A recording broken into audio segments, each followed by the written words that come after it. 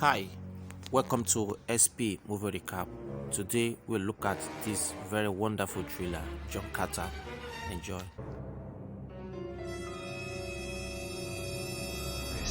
In the beginning of the movie, we see the army of Helium, in blue capes, battling the army of Zodanga, in red capes.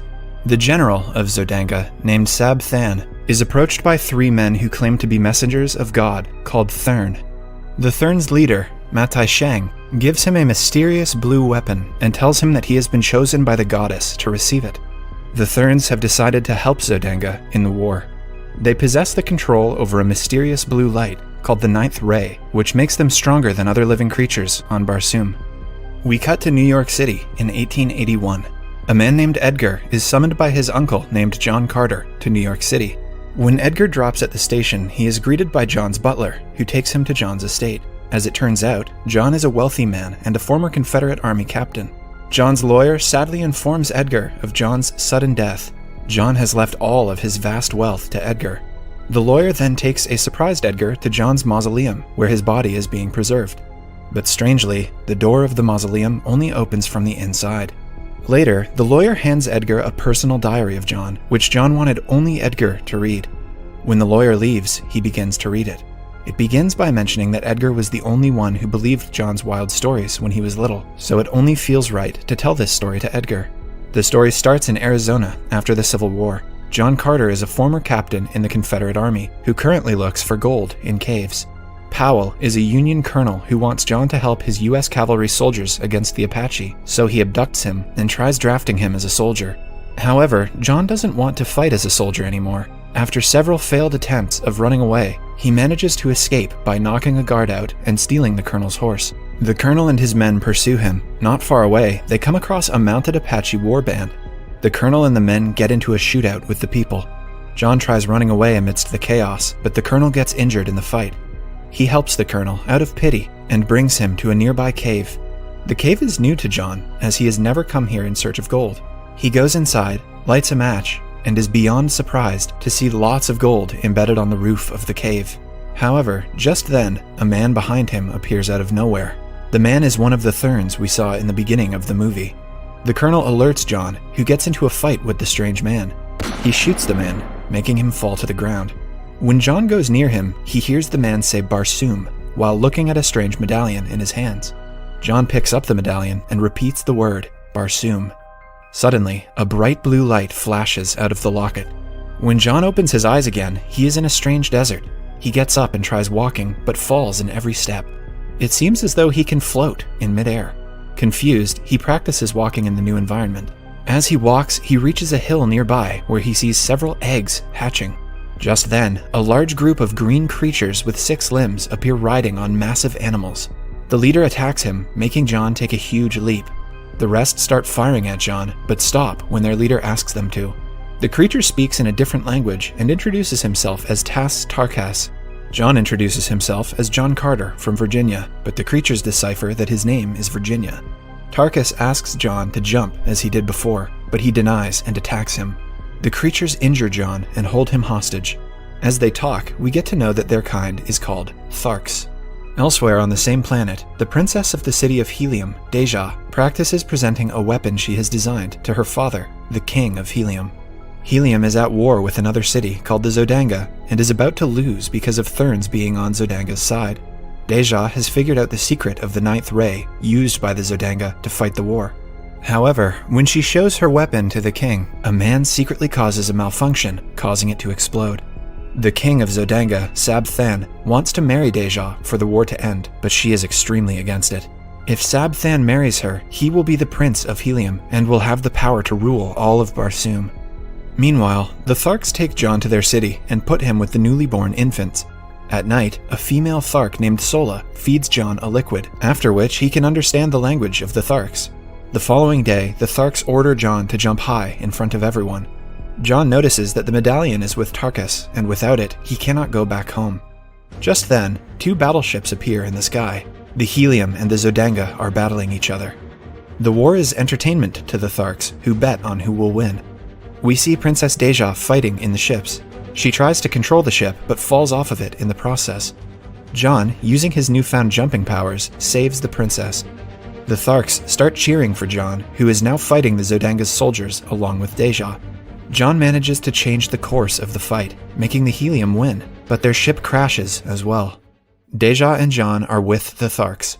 Tarkas is impressed by Jon's abilities and makes him his right-hand man. Jon is reluctant to the idea, but doesn't disagree. At night, Deja and Jon talk, and Deja reveals to Jon that they are on Mars, which is called Barsoom in their language. Jon is surprised and doesn't believe her. He tells her that he is from Earth. Deja finds that hard to believe too. Because of his thicker bone density and the planet's low gravity, Carter has incredible strength and can leap high. Deja then takes him to the Tharks' temple, where no humans are allowed to go. She hopes that the temple has a way to know how people can travel through worlds, as Jon did. The kind female Thark, Sola, follows along behind them, begging them to stop. Deja shows Jon the statue of the goddess Isis and reads some markings engraved in it. However, the three of them are soon arrested by the Tharks and sentenced to death for entering the temple. Tarkas asks everyone to leave him alone with the prisoners in the cell in order to cut Jon's hands off. When they are alone, he reveals that he is Sola's father and doesn't want them to die at the hands of the Tharks. He hands Jon his medallion and asks him to go to the river Is to solve the mystery of the goddess Isis and get back to his world. When the Tharks look into the room after some time, they see that Tarkas has betrayed them. Tarkas' enemy, Tal Haju, takes charge and declares himself the new leader. Then we see Jon, Deja, and Sola heading for the river Is. Deja is leading the way. However, Sola tells Jon that she is leading them towards the city of Helium instead of the river. Jon confronts her about it, and it turns out that she was taking him to her city to use him as a soldier in the war. Disappointed, Jon asks Sola to lead the way and leaves the princess there. Deja insists that she only did it because she doesn't want to marry Sab Than. He asks her to accompany him to the river. With no other way out, she agrees. The three sail through the river of Is and reach a massive inverted pyramid. Jon and Deja go on top of it and see a strange blue energy forming on the ground. Deja realizes that this is the power of the Ninth Ray that she had made her weapon from. They also realize that Carter's appearance on Mars is likely due to the transmission of a copy of himself from Earth to Mars with the help of the Ninth Ray. Just then, an army of war hoons approaches, led by Matai Shang, the leader of the Therns. Jon bravely tells Deja and Sola to run away and fights the army of war hoons himself. The King of Helium sends his army to Jon's aid, who defeats the war hoons and saves them. They take an injured Jon to Helium. Deja reaches her home and meets her father. She is surprised to see the king of Zodanga, Sab Than, there. He has come with no weapon or soldiers to ask Deja to marry him and end the war. Deja doesn't have any other way to stop the war, so she reluctantly agrees to marry him. In the following scene, we see Jon resting in a chamber in a Helium palace. A soldier appointed by Deja fetches him and secretly takes him to her chamber. Deja asks Jon to go back to his home using the medallion. When the guards enter her chamber, Jon disappears.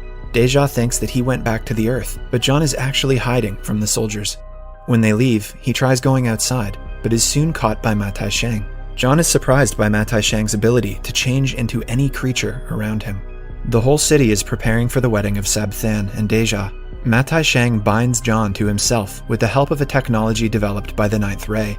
Jon is unable to move his body to his will. Matai Shang seems to be controlling him with his wrist device. Matai Shang then reveals to him that Sab Than is planning to kill Deja and invade Helium after the marriage.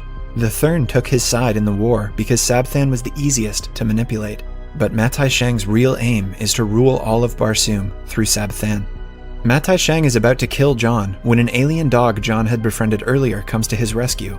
It bites off Matai Shang's wrist device, letting Jon free. He hurries to a flying craft and flies away to stop Deja from marrying Sab Than. However, Jon doesn't know how to control the aircraft and crash lands near the Tharks' territory. They hold him captive with a beaten Tarkas.